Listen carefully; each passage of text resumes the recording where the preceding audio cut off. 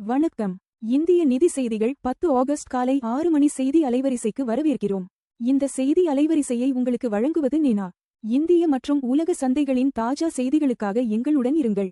Sensex 78,499.17 456 PTS 0.58 விழுக்காடு குறைந்தது. அதிக லாபம். TCS 3.36 விழுக்காடு உயர்ந்தது. அதிக நஷ்டம். பஜாஜ் ஃபைனான்ஸ் 5.84 விழுக்காடு குறைந்தது. நிஃப்டி 50 இன்று 24,570.65 0.27 விழுக்காடு ஆக உள்ளது. -0.27 விழுக்காடு குறைந்தது. NSE-யின் முன்னணி 50 நிறுவனங்களை கண்காணிக்கிறது. திங்கள்கிழமை சந்தை நடவடிக்கைக்கு முன்னதாக இந்திய பெஞ்ச்மார்க் குறியீடுகள் சரிவுடன் முடிந்தன.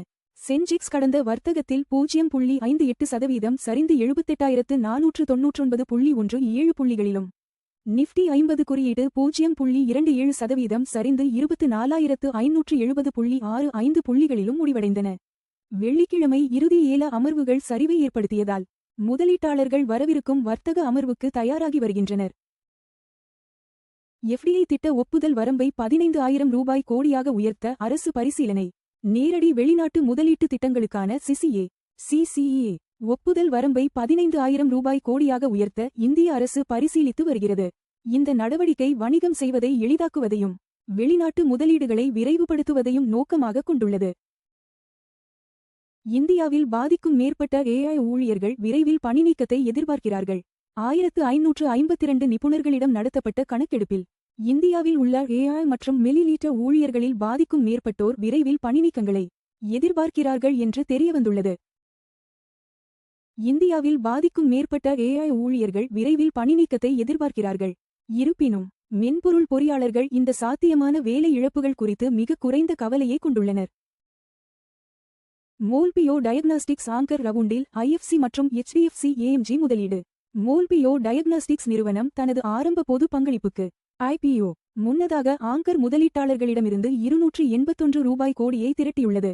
இந்த நிதி திரட்டலில் உலக வங்கியின் IFC மற்றும் HDFC AMC ஆகியவை குறிப்பிடத்தக்க முதலீட்டாளர்களாக பங்கேற்றன. உலகளாவிய சந்தைகளில் தங்கம் மற்றும் வெள்ளி விலைகள் உயர்வுடன் முடிந்தன.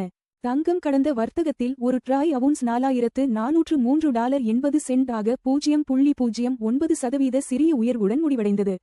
இதற்கிடையில் வெள்ளி விலையும் உயர்ந்து ஒரு ட்ராய் அவுன்ஸ் $63.85 ஆக முடிவடைந்தது. கச்சா எண்ணெய் விலை ஒரு பேரலுக்கு $78.73 ஆக உயர்ந்து முடிந்தது. கச்சா எண்ணெய் விலை கடந்த வர்த்தகத்தில் 0.70% உயர்வுடன் ஒரு பேரலுக்கு $78.73 ஆக முடிவடைந்தது. இந்த விலை உயர்வு உலகளாவிய எரிசக்தி தேவை மற்றும் விநியோக எதிர்பார்ப்புகளில் ஏற்பட்டுள்ள மாற்றங்களை பிரதிபலிக்கிறது.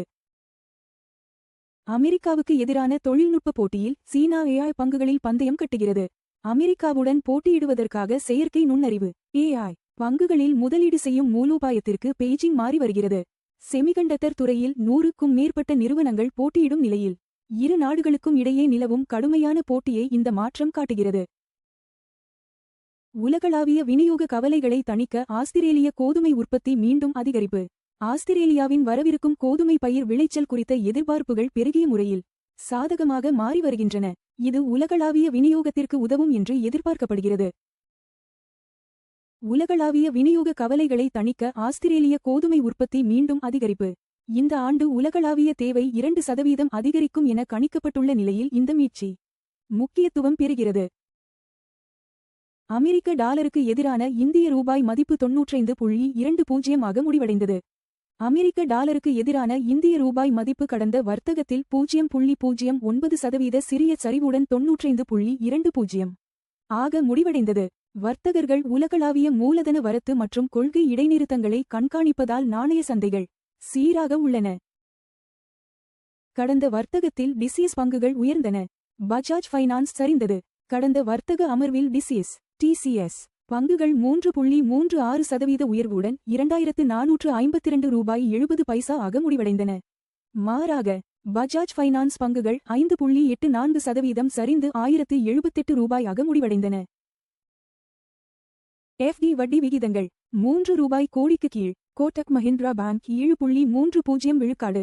பேங்க் ஆஃப் பரோடா 7.15 விழுக்காடு. பஞ்சாப் நேஷனல் பேங்க் 7.10 விழுக்காடு. HDFC பேங்க் 6.60 விழுக்காடு. தங்கம் $4,403.80 0.09 விழுக்காடு ஒரு ட்ராய் அவுன்ஸுக்கு.